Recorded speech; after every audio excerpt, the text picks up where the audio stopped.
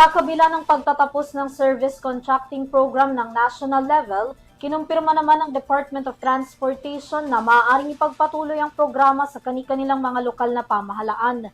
Sa pamamagitan nito, masisiguro na magpapatuloy ang serbisyo ng programa para sa mga mananakay. May balita si Graciela Corazon.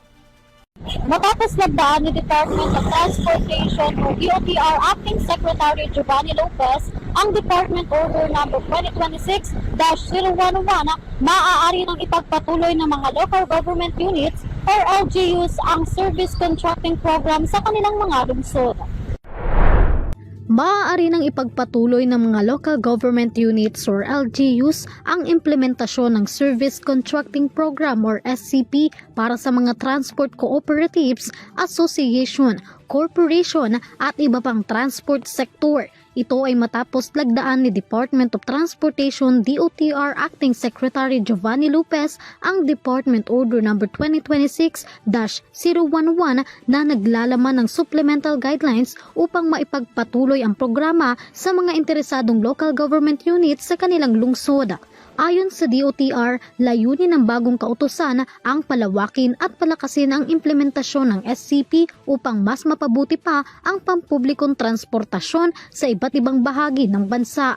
Sa klaw ng Department Order ang parehong land-based at sea-based public transport services sa ilalim ng pangangasiwa ng Land Transportation Franchising and Regulatory Board or LTFRB at Maritime Industry Authority, katuwang ang mga piling LGUs.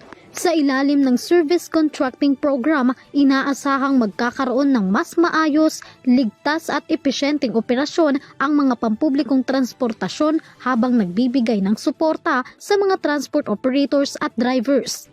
Kung sakali na ito ay maimplementa na sa mga LGUs, pangangalanan ng programa bilang Supplemental Service Contracting Program Guidelines for Local Government Units.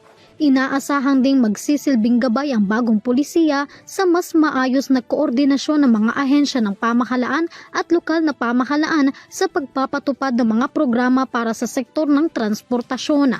Samantala, matatanda na unang naimplementa ang SCP noong April 14, 2026 sa ilalim ng General Appropriation Act o GAA. Binabayaran ng gobyerno ang mga driver at operators batay sa bawat kilometrong itinatakbo ng kanilang mga biyahe.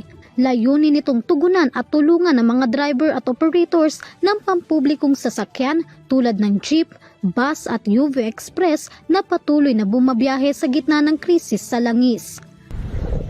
Para sa EuroTV News, Graciela Corazon, sumasaludo sa bawat Pilipino.